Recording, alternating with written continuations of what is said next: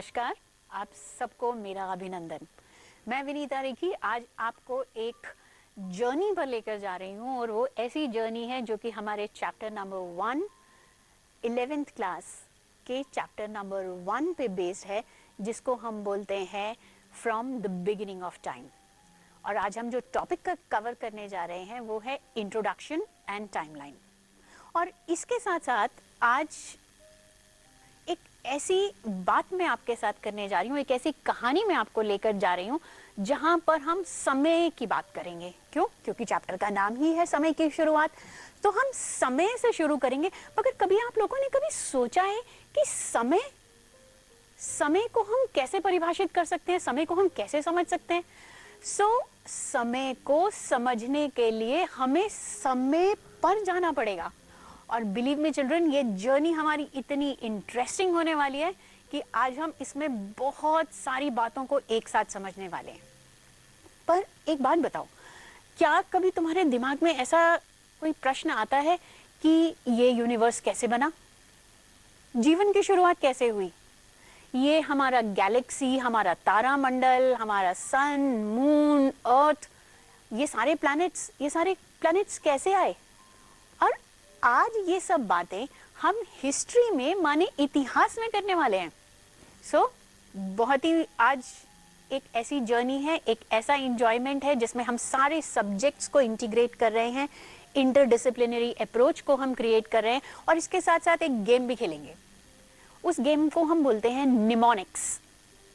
अब आप सबको ABCD तो आती ही होगी, बचपन में किया ABCDEFGHIJKLMNOP। तो आज ये ABCD के ताने बाने को हम आपके इतिहास के साथ, आपकी साइंस के साथ, जिसमें आपकी केमिस्ट्री है, बायोलॉजी है, आपकी फिजिक्स है, ज्योग्राफी भी ले लेंगे, मैथ्स भी ले लेंगे, तो सारे सब्जेक्ट्स को इंटीग्रेट कर देंगे। पर इससे डरना नहीं। क्यों? क्योंकि ये जो सारे सब्जेक्ट्स हैं इसको एक स्टोरी लाइन में करेंगे, एक कहानी के तौर पर करेंगे। और मुझे पक्का विश्वास है कि इस चैप्टर के बाद आप कहोगे कि ये चैप्टर तो पूरी बुक का सबसे इंटरेस्टिंग चैप्टर है। अच्छा, मैं आपको ABCD की बात बता रही थी। A से हमने किया एंथ्रोपोलॉजी। A से एंथ्रोपोलॉजी, इसके मीनिंग्स मैं आपको सबको बाद में बताऊंगी, बट अभी पहले ABCD को डिफाइन करते हैं। A से एंथ्रोपोलॉजी, B से बिग बैंग, आप उसमें बिब्लिकल को भी ऐड कर सकते हैं। C से क्रिश्चियनिटी और उसके साथ साथ हमारी साइक्लिकल थ्योरी।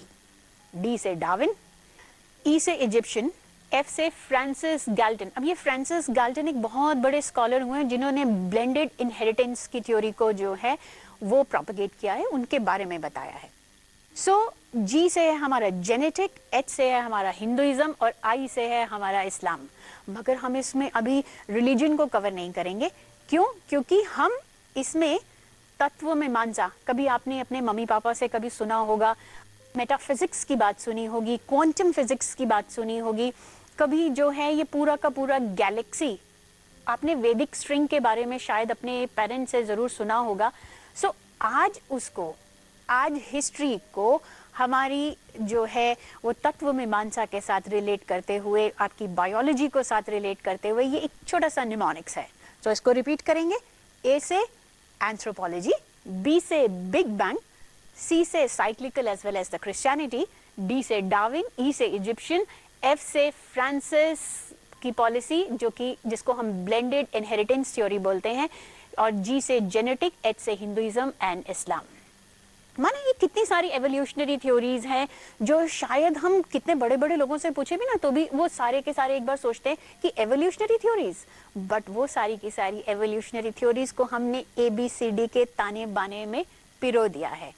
जब एंथ्रोपोलॉजी की बात करते हैं तो हम एंथ्रोपोलॉजी में बात करते हैं एक ऐसी अंडरस्टैंडिंग की जिसमें हम मानव के इतिहास को उसके आज से और हो सकता है कि आगे आने वाले कल से। एंथ्रोपोलॉजिस्ट कितना बड़ा काम करते हैं कि वो इन तीनों को, हमारे पास्ट को, प्रेजेंट को और फ्यूचर को और उसके साथ साथ में कल्चर को इंटीग्रेट करके हमारे सामने उसकी एक नई रूपरेखा देते हैं।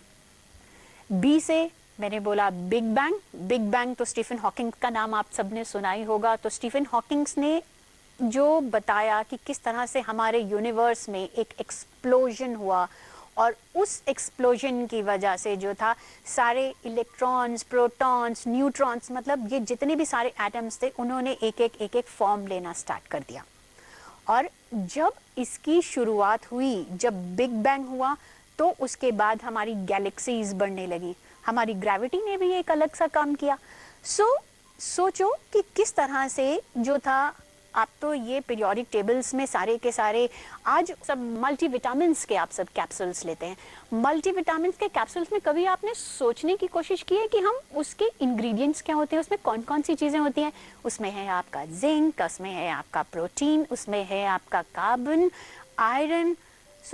कितनी सारी ऐसी चीज़ें हैं जो हम इन सारी की सारी चीज़ों को मिक्स करके लेते हैं, और ये जो है ये हमको ये अवशेष है जो कि हमें गैलेक्सी से मिले और ये ह्यूमन बीइंग में ट्रांसफर हुए।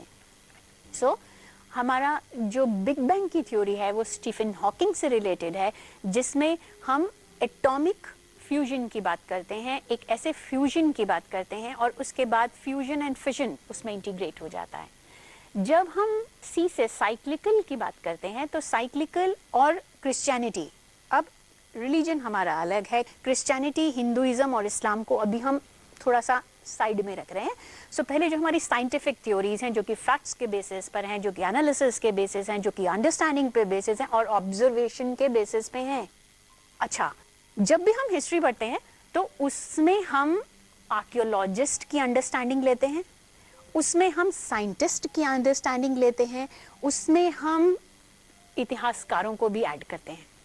तो सोचो कि अगर एक चैप्टर कोई बनाना हो, कोई एक चैप्टर आपको लिखना है, कोई एक विषय के बारे में अगर आपको लिखना है, तो आपको कितने सारी चीज़ों को समझना पड़ेगा। और वो जो समझना पड़ेगा, उस समझने में क्या करते हैं कि ये हमारे पास रिटन एविडेंस, ये हमारे पास रिटन रिकॉर्ड्स हैं, मगर उन रिटन रिकॉर्ड्स को हमें फैक्ट्स के साथ रिलेट करना है। और वो फैक्ट्स के साथ आप कैसे रिलेट करोगे? वो फैक्ट्स कहाँ से आएंगे? जो हमको आर्कियोलॉजिस्ट प्रोवाइड करेंगे। अरे मैं तो आपने पूछा नहीं, मैं बताना भूल गई कि आर्कियोलॉजिस्ट कौन? हिंदी में जिनको बोला जाता है पुरातत्वविद।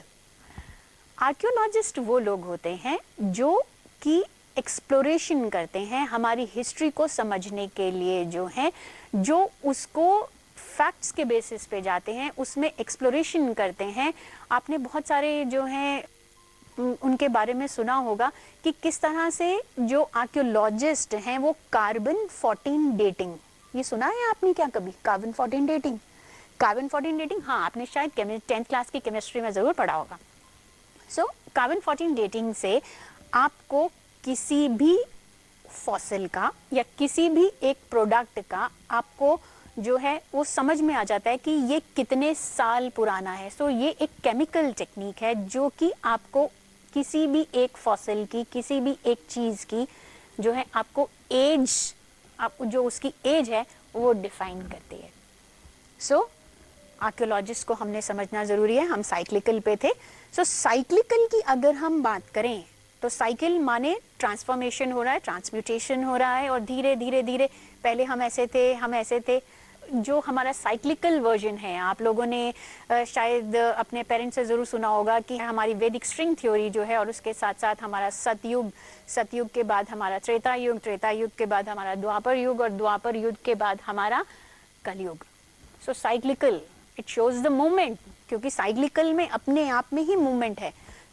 एक ट्रांसफॉर्मेशन हो रहा है, और इसी को बाद में उसको फर्दर एक्सप्लोर किया डार्विन ने।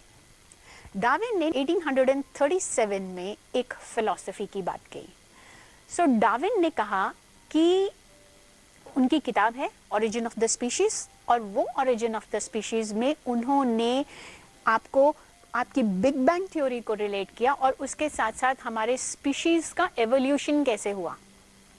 अब आप देखो तो वो रिलेट हो रहा है, जैसे आपको अभी ये जो है स्क्रीन पे भी दिखाई देगा कि किस तरह से हमने बिग बैंग थ्योरी को जो है हमने रिलेट कर दिया आपकी डार्विन थ्योरी के साथ। उसके बाद हम आते हैं इजिप्शियन थ्योरी पे। इजिप्शियन थ्योरी जो है वो सोलर एनर्जी की बात करती है।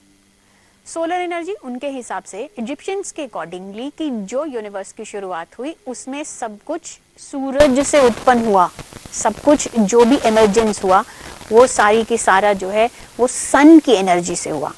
सो ई के बाद हम आते हैं एफ पर।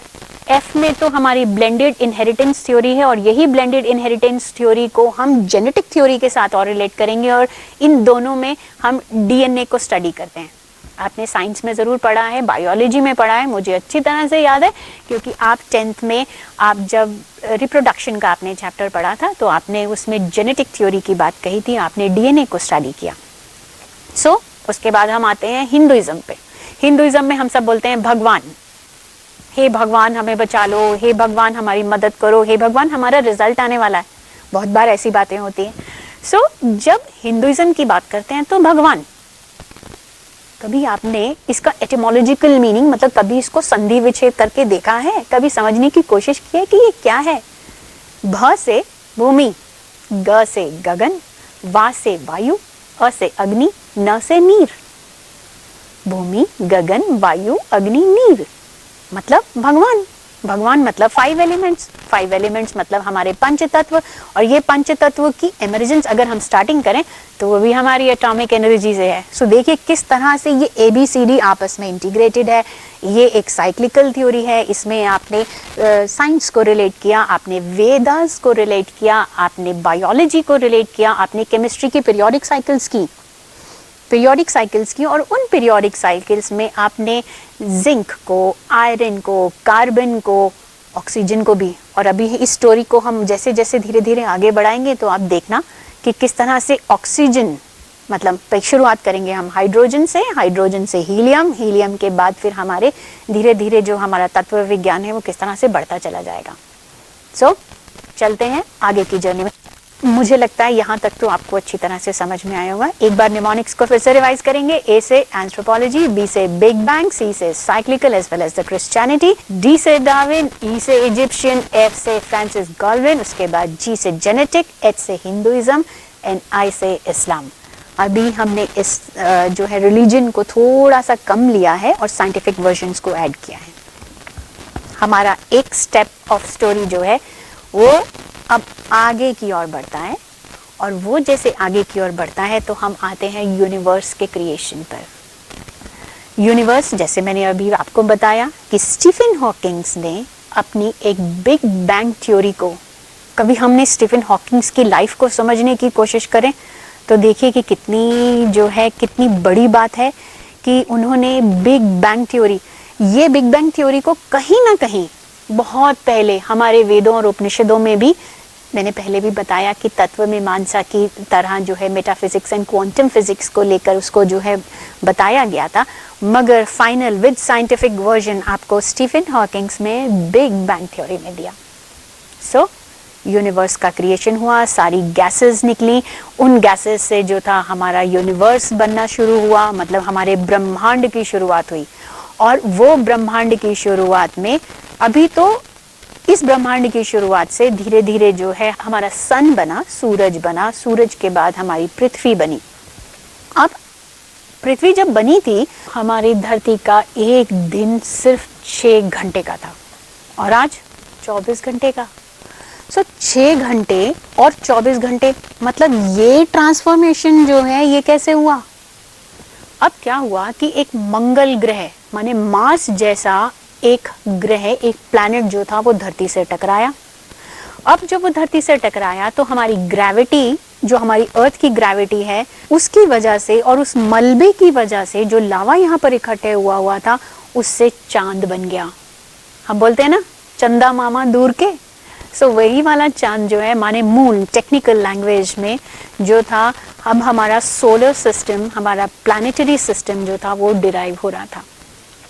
अब क्या हुआ कि धीरे धीरे जो था यहाँ का टेम्परेचर जो था उसमें वेरिएशंस आने लगी, बारिश होने लगी, महासागर बने, ओशियंस बने। अब ओशियंस में जो था आयरन उसके नीचे वाले लेवल पर, उसके तले पर इकट्ठा हो रहा था और आयरन ने एक नई शुरुआत करने वाली थी। हम ब्रॉन्ज एज में, हम आयरन एज में जो गए वो उसका अगर हम उस समय को समझने की कोशिश करें तो वो समय भी यहीं से लिंक होता है।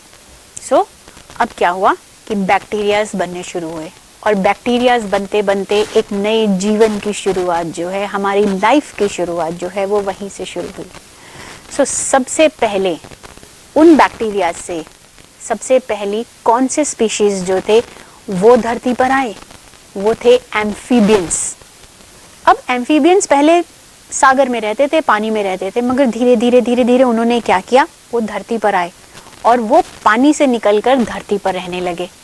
सो धीरे धीरे अब एम्फीबियन से रेप्टाइल्स जो थे वो जमीन पर रहने शुरू हुए और उसके बाद रेप्टाइल्स के बाद आए डायनासोर्स। डायनासोर की मूवी देखी है ना सबने, सो वही वाले डायनासोर।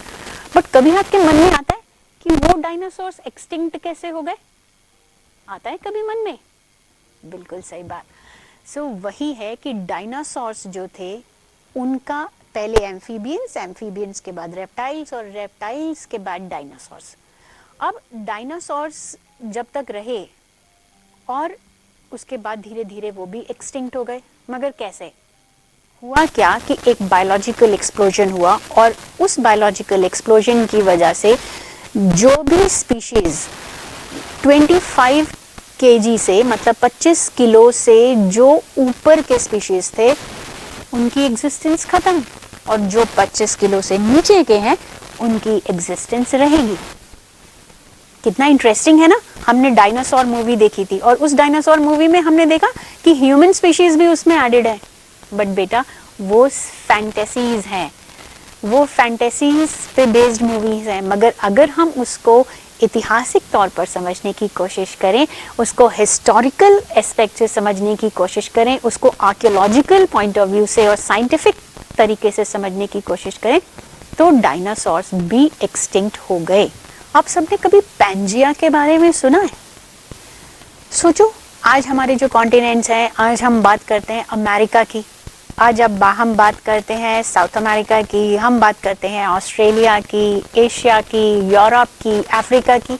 ये सारे कॉन्टिनेंट्स ना पता पहले एक साथ जुड़े हुए थे और धीरे धीरे हमारे अर्थ की कन्वर्जेंस एंड डाइवर्जेंस फोर्सेस की वजह से ये सारे के सारे जो थे, ये कॉन्टिनेंटल प्लेट्स जो थी, ये एक दूसरे से अलग हुई और ऐसे अलग हुई कि डिफरेंट डिफरेंट कॉन्टिनेंट्स बन गए। सो आज हम कौन से कॉन्टिनेंट में रहते हैं बताइए? बिल्कुल सही, आज हम एशिया में रहते हैं। सो अब जो है सारे के सारे कॉन्टिनेंट्स जो थे वो अलग अलग होने लगे और हिमालय की क्रिएशन होने लगी। सो कन्वर्जेंस फोर्सेस, मतलब जो लैंड मासेस थे वो पास आने लगे और जैसे जैसे पास आने लगे उसमें एक तिथि नाम की रिवर थी।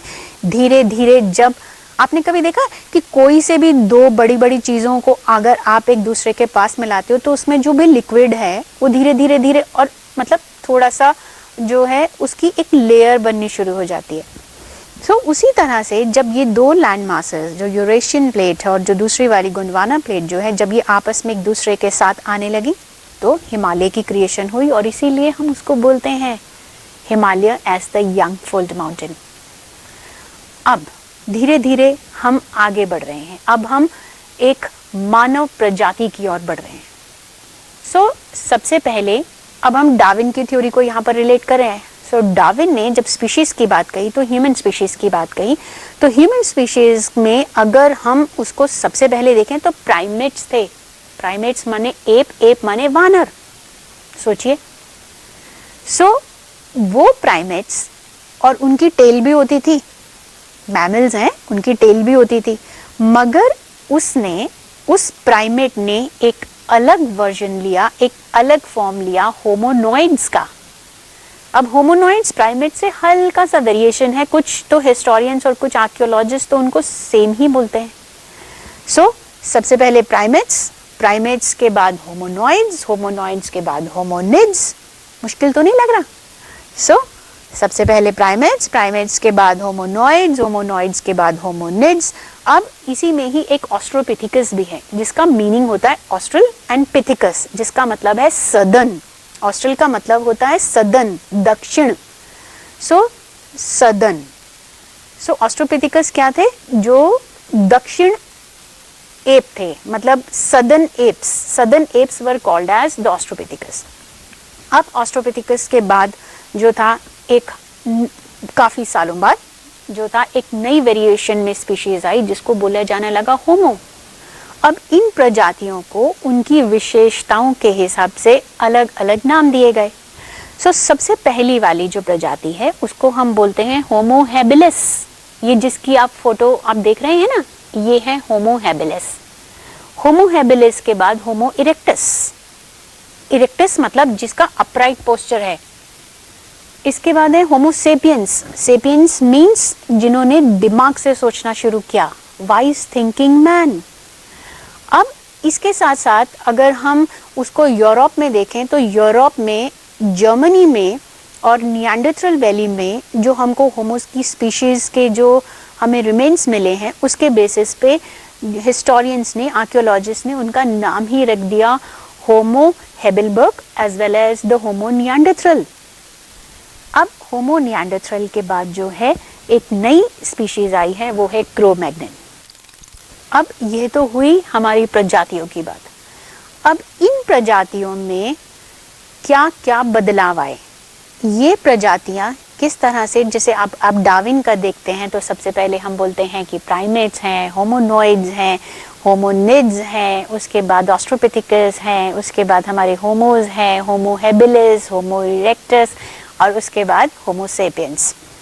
मगर इनको अगर हम समझने की कोशिश करें तो उसके लिए हमारी किताब में बहुत अच्छी तरह से उसको समझाया गया है पॉजिटिव फीडबैक मैकेनिज्म के थ्रू।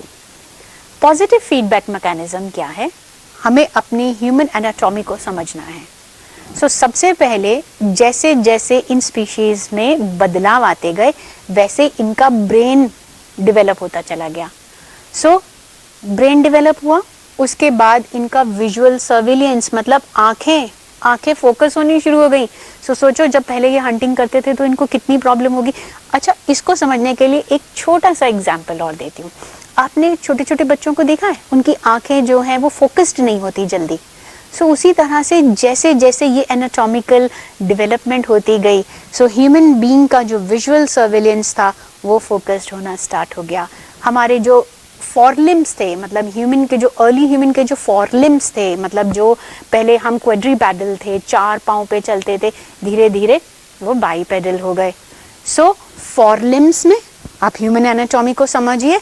सबसे पहले दिमाग में बदलाव, हमारी मस्तिष्क शक्ति बढ़ी, उसके बाद धीरे धीरे हमारी आंखों का जो फोकस्ड होना था, जो विजुअल सर्विलियंस था वो भी बढ़ गया। इसके बाद हाथ, फॉरलिम से हैंड्स। अभी अगर हमारे जो है इस ट्रांसफॉर्मेशन से आज हमारे हाथों में बहुत सारे ऑर्गेनाइजेशनल स्किल्स हैं, उसके बाद हम हाथों से कितना कुछ कर सकते हैं। उसी तरह से जिस तरह से ये धीरे धीरे बदलाव होते गए, हैंड्स का मूवमेंट जो था, ऑर्गेनाइजेशनल स्किल्स जो थे वो भी बढ़े। पहले क्वाड्रूपैडल थे, बाईपैडल हो गए। होमो इरेक्टस से बाईपैडल हो गए। अब सोचिए कि कितना बदलाव हो सकता है। अब इसके साथ साथ एक छोटी सी बात और, रिप्लेसमेंट थ्योरी और रीजनल कॉन्टिन्यूटी मॉडल की बात सुनी है क्या कभी? रिप्लेसमेंट नाम से ही समझ में आता है कि भाई पहले एक कॉन्टिनेंट में थे और उसके बाद वो दूसरे कॉन्टिनेंट में चले गए, दूसरे से तीसरे में। मगर जो रीजनल कॉन्टिन्यूटी है उसका मतलब है कि वो एक ही रीजन में उन्होंने कंटिन्यू किया। अगर वो यूरोप में थे तो वो यूरोप में रहे, अफ्रीका में थे तो अफ्रीका में रहे, एशिया में थे तो एशिया में रहे। अब रहते कैसे थे वो भी बदलाव। अभी आपको इसका एक निएंडरथल मैन का एक क्लिप दिखाएंगे जिसमें आप देखिएगा कि वो केव्स में, नेचुरल केव्स में, अभी उनके पास इतनी शक्ति नहीं है कि वो एक अपने लिए कुछ जो है वो रहने का बंदोबस्त करते। पहले नेचुरल केव्स में, उसके बाद ओपन एयर साइट्स में, पेड़ों पर भी रहते थे, ट्रीज के बाद भी। मगर धीरे धीरे जैसे जैसे उनमें ये पॉजिटिव फीडबैक मैकेनिज्म आया, उनमें ऑर्गेनाइजेशनल स्किल्स आए, उन्होंने अपने आप को जो था वो एक जगह पर रहना शुरू किया। उसके साथ साथ उन्होंने जो था वो अपने ऑर्गेनाइजेशनल स्किल्स की वजह से उन्होंने टूल मेकिंग का काम स्टार्ट किया। वो टूल मेकिंग माने अगर हम यहाँ पर अब स्टोन एज की भी बात कर रहे हैं कि पैलियोलिथिक, मेसोलिथिक और नियोलिथिक। पहले स्टोन के टूल्स को यूज़ करते थे। सो धीरे धीरे जब उनको समझ में आया, अब ये वाला बदलाव और ये ट्रांसफॉर्मेशन सोचने की कोशिश कीजिएगा कि आपने एक पत्थर है और उस पत्थर, वो नॉर्मल पत्थर है, मगर अगर उस पत्थर को आप शार्पन कर देते हो या उसका एक तरफ का नुकीला हो जाता है, तो वो जो था वो हंटिंग के मतलब शिकार करने के काम में जो था वो तो बहुत अच्छी तरह से काम में आएगा। सो धीरे धीरे जो था वो पंच ब्लेड टेक्निक्स जो था वो सारी नई नई जो था वो टेक्निक्स सामने आने लगी। अब टूल मेकिंग का काम शुरू हो गया। अब आई फायर, जिसको हम बोलते हैं turning point in the human history. ये कैसे हुआ? दो पत्थर थे उनके पास। अब वो पत्थर को सोच के देखो कि कैसे आप दो पत्थर को ऐसे करते हो तो जल्दी से जो है उसमें फ्लेम्स नहीं आते हैं, मगर सोचो कि क्या टेम्परेचर रहा होगा और उस टेम्परेचर से किस तरह से जब वो उन्होंने पत्थर को टकराया होगा तो हो सकता है उनके हाथ में चोट भी लगी हो सकता है कि जब आप दो पत्थर को ऐसे करोगे तो चोट भी लगी हो। तो फील है ना, आपको किसी भी चैप्टर को समझने के लिए मेरे बच्चों, इस चैप्टर को सिर्फ समझना नहीं है, उसकी सिचुएशन में जाकर अपने आप को विजुअलाइज करना है। आपको एक ऐसी सिचुएशन इमेजिन करनी है जिसमें आप वो ट्रांसफॉर्मेशन जो है वो पूरा देखते चले आ रहे हो। सो दो पत्थरों को तोड़ा, तोड़ते हुए हाथों में चोट लगी होगी, हो सकता है खून भी बहा हो, मगर जब उसमें से एक फ्लेम निकली, अच्छा फ्लेम निकली के बाद क्या, मगर वो फ्लेम सूखी घास पे गिरी तब फायर की समझ आई। सो वहां से वो फायर और उसके बाद वो व्हील, जो हमारा मेजर टर्निंग पॉइंट है, व्हील से पॉटरी मेकिंग से हमारी सिविलाइजेशन की शुरुआत। मतलब हम पैलियोलिथिक से मेसोलिथिक से न्यूलिथिक में आए। ये तो था सिर्फ इंट्रोडक्शन, चैप्टर तो अभी बाकी है, मगर इतना आसानी से और इतने इंटरेस्टिंग वे में हम चैप्टर करेंगे ताकि ये लर्निंग जो है आपकी सिर्फ क्लास 11th तक कन्फाइंड ना हो, बल्कि आपके आगे आने वाले कॉम्पिटिटिव एग्जाम्स के लिए आपकी लाइफ लॉन्ग लर्निंग जो है वो आपके दिमाग में रहे, सस्टेन करे, और आप हो सकता है आगे आने वाली जनरेशन्स को पढ़ा पाए। सो किसी भी सब्जेक्ट को, किसी भी टॉपिक को, किसी भी विषय को समझने के लिए सबसे पहले हमें उसकी नॉलेज के बाद उसकी अंडरस्टैंडिंग के बाद उसका एनालिसिस के बाद उसका इवैल्यूएशन और इवैल्यूएशन के बाद उसका एक क्रिएटिव वर्जन। सो आगे आने वाले एपिसोड्स में हम एक्सपीरियंशियल लर्निंग भी करेंगे। उसके साथ साथ हो सकता है कि हम होमिनॉइड्स एंड होमिनिड्स का जो है वो स्कल भी बनाएं, हो सकता है कि हम टूल्स भी बनाएं, हो सकता है कि हम प्लेसमेंट मॉडल और रीजनल कॉन्टिन्यूटी मॉडल को एक कोई क्रिएटिव वर्जन दें। सो अभी तो था सिर्फ इंट्रोडक्शन, कहानी अभी बाकी है। सो इसके साथ ये एपिसोड यहीं पर ख़त्म करते हैं और तब तक के लिए fun learning and good bye.